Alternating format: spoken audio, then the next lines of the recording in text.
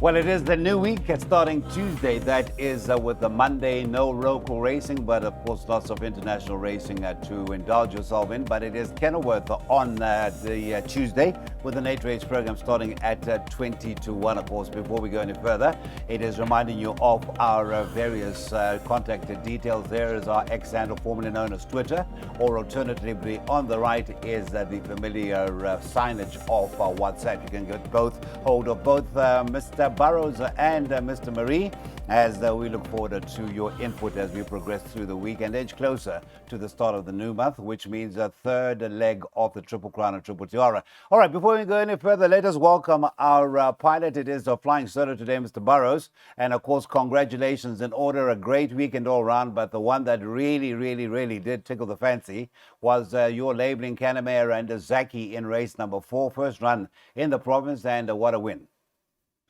Yes, that was a great win. Spelling bee from 9 to 2 into 16 to 10, circled the field, one going away. That was a good gamble landed. On Saturday, Kenilworth, I labelled the Abdicator and L.A. Morris. They both arrived, so that was a good double. And in Joburg, I said time for Orchids, the horse to beat, but the only danger could be Ice Star. And they ran first and second. We also labelled Marauding Horde, so it was a very good weekend, a profitable weekend.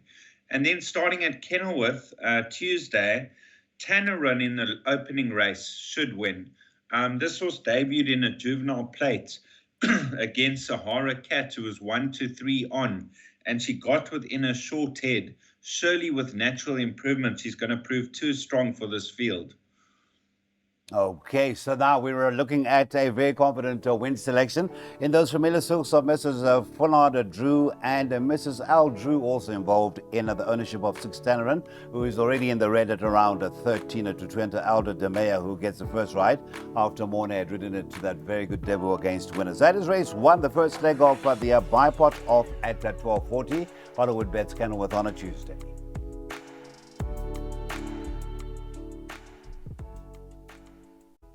Cape Racing Sales Open Maiden Plate is the second race on the afternoon. It is over the 1,400 meters. And looking at the early betting, the 3 Moonacres was at 14 to 10. Market Rival has actually been supported as a 4 Aladdin's Lamp, and that is at 22 to 10. It is looking ahead, of course, to your company via our socials. That is X and WhatsApp. But right now, let's cross over to Mr. Burrows. Now, you've gone for a bit of value here. This is the start of the PA race number 2 off at 13:15.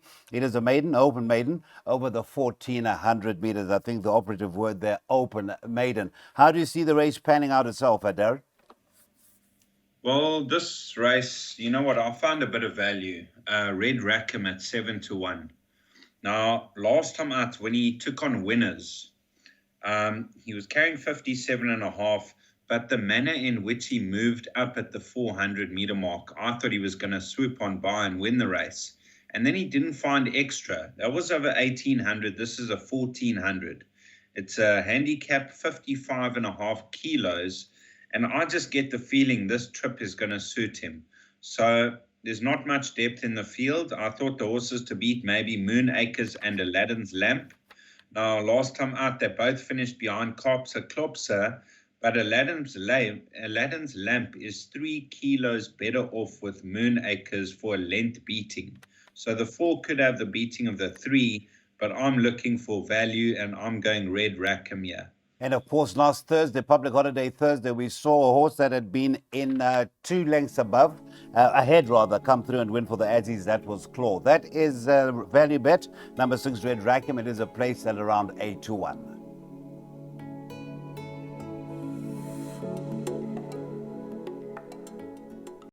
Well, race 3 will be off at 10 minutes to the hour of 2, rather. That is a Cape Turf Club, another open maiden. Again, I do take note of that. So handicapped, so to speak, amongst race horses that have not won yet. It's over the 1,200 meters, and right now, Maniki Neko is the favorite at 5 to 2. Number 6, Connery is overdue that maiden win, 28 to 10. 3 to 1 is the 9 Explosive Speed. 5-1, the 5 a leader to Glory. And then we're looking at 10-1 and a better bar those. So we should be off at 10 minutes to 2, and it should be a well-received pick six. Looks like it could have a few challenges ahead. 9 runners are carded for that third of our 8. Right, let's talk to Ms. Burrows, and I'm happy to know that we have a pick six selection from your good self with one banker along the way. So you make race 3 a pretty traffic affair, as we had a race 2. It is a maiden handicap. I'll make it a tricky race. You know, you've got some form around. You've got Connery that's had 10 starts in the maidens, but he is improving again. He was beaten by a decent sort in star performer last time out. You've got Maneki Neko. He's got top weight of 61. His form is decent. He was beaten half a length by Prankster last time out. He had explosive speed a length behind him, and explosive speed takes him on once again, 1.5 kilos better off. So I've touched on numbers 6, 8, and 9. Then you've got Lead to Glory from the Patrick Creer stable that improved with the blinkers fitted last time out, beaten a length by Lady Loxton. And then the interesting runner could be King's Boy, Great Britain bred Kingman out of a Rip Van Winkle mare. I mean, this horse is super breeding. It ran 14th on debut out in a 20-horse field behind Riverstone, and Riverstone's come out to frank the form. William Kotwa for Brett Crawford. I see King's Boy improving lengths this time around. Okay, so let's confirm that pick 6. As I mentioned, there is that one banker field in the first leg, and then it is light in leg 3, where it is just numbers of 4 and 7. That would be race number 5. That is the Le Legionnaire and the Dream Surgeon. And the bank is in race number 6, where it is the 6th and the 4th leg. The banker Luce Verde. That is your pick 6, an outlay of 2,520 Rand, and it is the third of 8, getting underway with that off time of 10-2.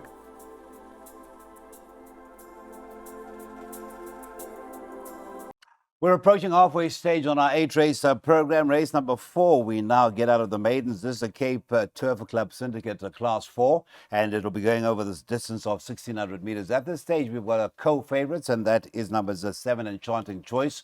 Once again, in the source of the Kaya Racing Stables, the nominee, that is Lady Law, and it's Craig Zaki and Dean Canamere teaming up. And then the 9 Philosophize is the other of the co-favorites in the colors of AWSM Racing Syndicate. And it is Candice Bass Robinson and Aldo Demare. So those two dominate, and then it's 5-1 about numbers 3, Red Moon Rising, and the 4 Hampstead Heath. So this is race 4, a class 4 over the 1,600 meters. 7 and 9 are the favorites. Darren, do you agree with that? Is that good enough here? Well, I went a bit wider than that, but yeah. I mean, if you touch on this horse, Enchanting Choice, I think she's been a bit disappointing in her last couple of starts.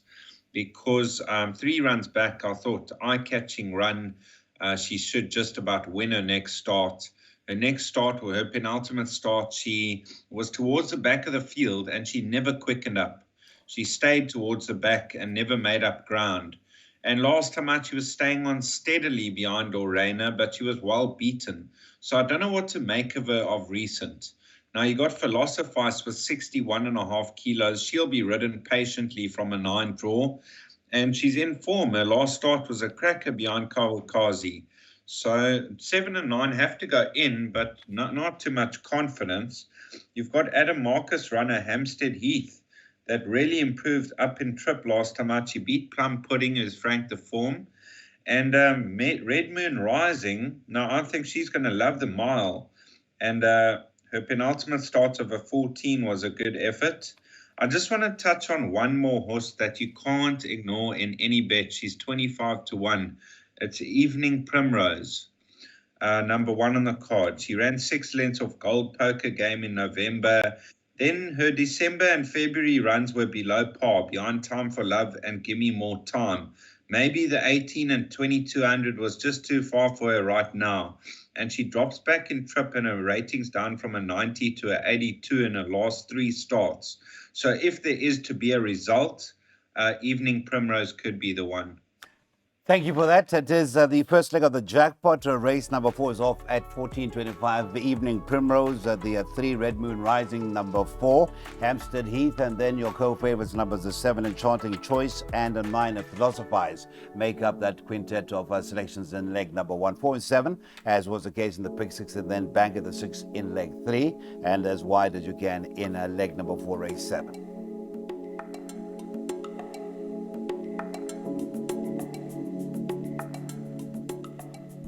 Well, we really want to hear from you, so I won't stop reminding you. And of course, on the screen itself, you will see our X handle as well as our WhatsApp number. Please do get in touch with us. And now we get into the second half of an 8-race program. That is race 5, and also a final chance to get involved in a local jackpot. Race number 5 is a perfectly placed Cape Sea Stakes, and it's over the mile. Now, we've had an important scratching come through. When I say important, was in the betting, and that is number 9, Noshawn, was actually Rod Becker's Rod Becker's, Brendan Gilliard's selection in computer form as an each-way bet, the value of the afternoon. So that's gone. So adjusted are the 2 favorites, the 4 Le Legionnaire and the 7 Dream Searcher. They're both at 28-10. And there's been an adjustment about numbers 2 Aberdeen 9-2 and the 3 Majestic Warrior also at 9-2. So 8 runners, but I do know that you have a confident selection here, Mr. Burrows.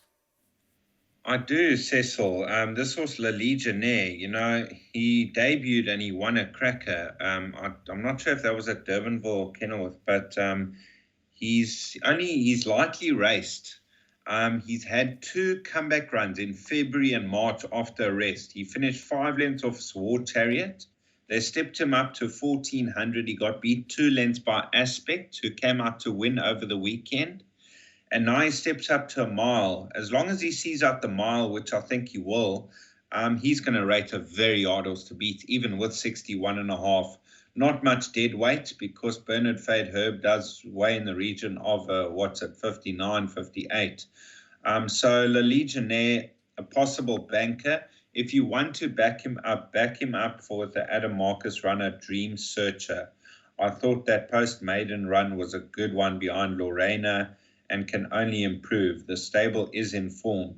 So Le Legionnaire, my win bet for the race, and I would cover with the exacta boxed 4 and 7. Thank you very much, Darren. There it is, confirmed. It is number 4, Le Legionnaire, at 28-10. Currently your co-favorite with the 7 Dream Searcher. That is the suggested exacta. And if we look back at Darren's suggested pick 6 and the jackpot, he did go the 4 and the 7. A reminder, recently come through, the 9 and Noshawn is a scratching, leaving a field of 8.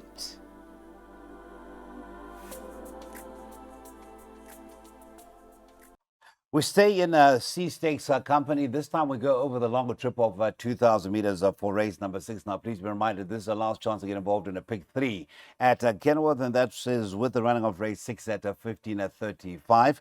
While Lucha Verde, we saw as a strong selection from Darren as far as the exotic was concerned. That's 2 exotics, the pick 6 and the first jackpot. Well, it is your favorite at 22-10, Lucha Verde. After that, you got the likes of the 1 Fly Futura at 7-2, has been nibbled at from 4-1 to 7-2, and then after that the 10 Twice the Master is at 6-1. In fact, I beg your pardon, the 3 Summer Night City 5-1, and then the 10 Twice the Master 6-1. Mr. Burrows, I know you are keen on Lucha Verde, and rightly so, just the recent form line, and it looks like this Lightning Glow is a very useful sort of for Justin Snates versus Getrix. Yes, Lightning Glow, improved from his maiden victory straight into handicap company, and he won. Now, Luce Verde, I thought a bit unlucky last time out. He had a lot of ground to make up. He was closing the gap. That was over 1,800. Now he steps up to 2,000. So this is probably the perfect trip for him. He didn't get a penalty last time out for that good second, so he races off the same rating. He holds Fly Futura on that run narrowly, but I think this time around he's going to prove way too strong. I made it a one-horse race, Luce Verde, and he was trading at 5-2. I think he's starting to shorten. I thought the right price for him was around 14-10. So I still thought a bit of value with him. Fly Futura could be his nearest rival. Others to consider, not much. I don't see much depth in this race. So Luce Verde, the banker on the card. Okay, so that is the put and take as far as Mr. Burrows' confidence leads us to believe, and we have to believe him. And that is Six Luce Verde at 22 to 10. Again on early, guys, because that could shorten it even further. That's an off time to race 6 of 15 at 35. Cape C Stakes, and that's over the 2,000 meters race 6 at Kenilworth.